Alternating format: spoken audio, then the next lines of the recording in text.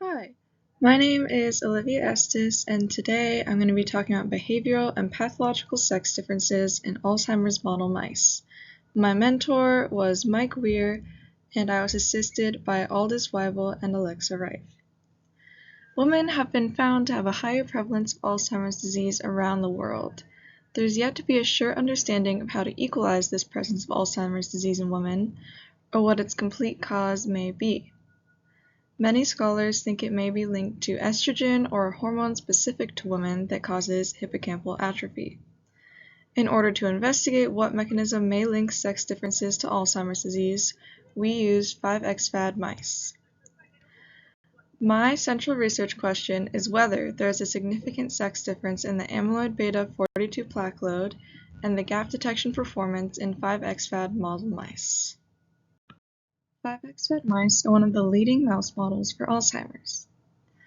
One of the theories on the forefront of understanding the cause of Alzheimer's is the accumulation of amyloid beta plaques.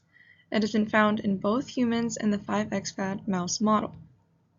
The plaques are a pre-marker for many Alzheimer's disease symptoms, including the spread of tau, neuronal loss, and eventually clinical manifestations of Alzheimer's. While amyloid beta plaques are extremely important and significant, it is also important to have a non-invasive biomarker. A strong contender for a non-invasive biomarker for detecting Alzheimer's is gap detection in both humans and 5X-FAD models. Gap detection serves as a detector of auditory temporal processing, which is impaired in both humans with Alzheimer's and 5X-FAD models. The gap detection seems to steadily decline over time in pair with the pathological progression of Alzheimer's. We use the gap as a warning that a loud noise is coming, and hearing that gap should lessen the startle for the mice. To detect this, mice are placed in a small tube with motion detection to quantify their startle response. We play an 80 decibel white noise followed by a 0, 4, 32, or 256 gap, which is then followed by a 100 decibel startle pulse. We begin data collection at postnatal day 60, then P90, P120, and P150. We hypothesize that the female Alzheimer's disease model mice will show a greater deficit in gap detection performance than the male mice. The Wehr lab, in past publications, has investigated sex differences but has found contrasting results. Here, in figures A and B, we see that both male and female 5X-FAD mice have more impaired gap detection compared to controls, the 5X-FADs being red and the controls being black. And for figures C and D, female 5X-FAD mice performed more poorly than males at 2 to 4 months, but at 4 to 6 months this was reversed, with male 5X-FAD mice performing worse than females. Here is a separate publication from the Wehr lab where we found that male 5X-FAD mice were more impaired at gap detection than females. Across all gap durations, male 5X-FAD mice showed a stronger impairment compared to male controls versus female 5X-FAD mice compared to female controls. In order to get the graphs, we analyzed the controls of a current project using the Python, Pandas, and Seaborn packages. We had to find the FYRE hair test due to our data being non-normalized and needing a two-way factorial, though the data was still significant as a two-way factorial ANOVA. On the x-axis, you can see that we have age with baseline day 1, 2, and then P60, P90, P120, and P150. On the y-axis, we have pure startle, and the graphs are separated by sex, here female and male. And as seen, the pure startle of wild-type males got significantly larger as they got older, which does not necessarily mean better. And we aren't really 100% sure what pure startle means yet, but it does seem to have significance with 5X-FADs, as they seem to have lower pure startles as pathology gets worse. And we are not sure why, as we have controlled for weight, so it's not just due to them getting older. And as seen over here, both genotype and the interaction between sex and genotype were significant for pure startle. On this graph, we're looking at percent gap detection in both females and males.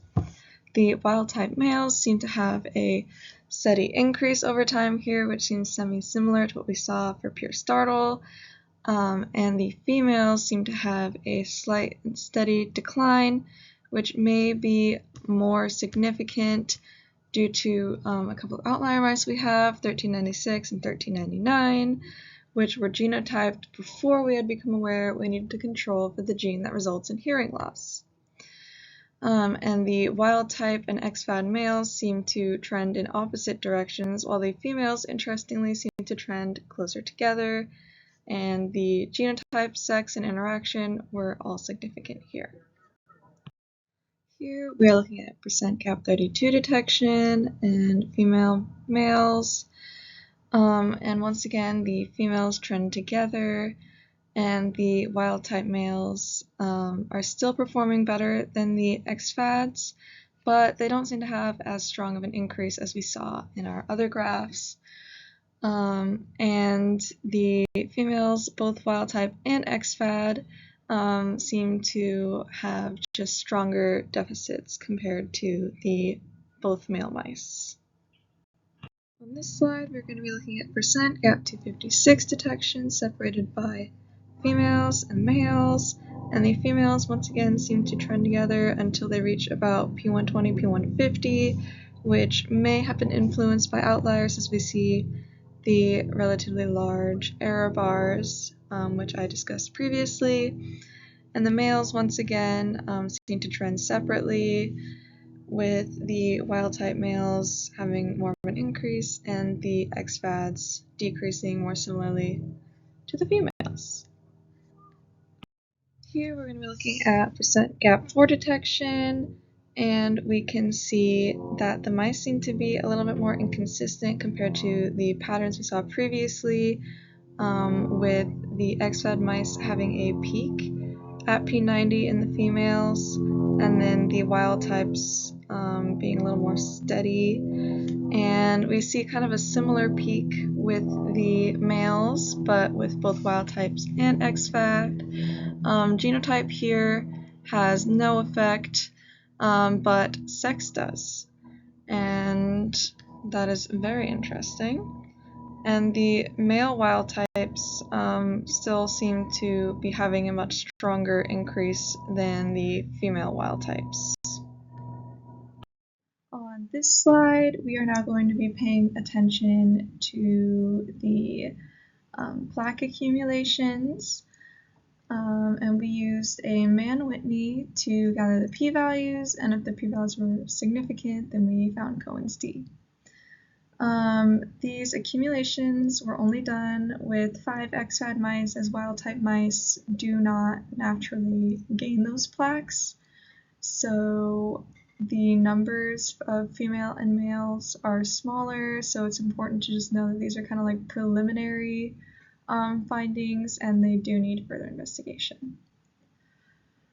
For this slide, we're looking at the plaques in the auditory cortex, and we found that the mean plaque size in females was significantly larger than that of males, and the number of plaques per area was not significant, nor was plaque coverage, but both showed a similar trend to what we saw in the mean plaque size, with the females slightly in the lead. Here we are still looking at the amyloid beta plaques, but instead of the auditory cortex, we are looking at the PRNC, which is the caudal-pontine reticular nucleus associated with the startle reflex that we see with gap detection. Once again, the mean plaque size was significant, but interestingly this time the males had a larger mean plaque size compared to females, and the p-value is actually more significant than it was on the past slide. And unlike the past slide, the number of plaques per area does not seem to really have any trend, even though it is still insignificant. They seem relatively equal. And for percent plaque coverage, it was almost significant, but just not quite there. And we have not yet really gone into full-on analysis, but these are the results we have so far, and hopefully I will continue to delve further into these sex differences in the future. Thank you so much for listening.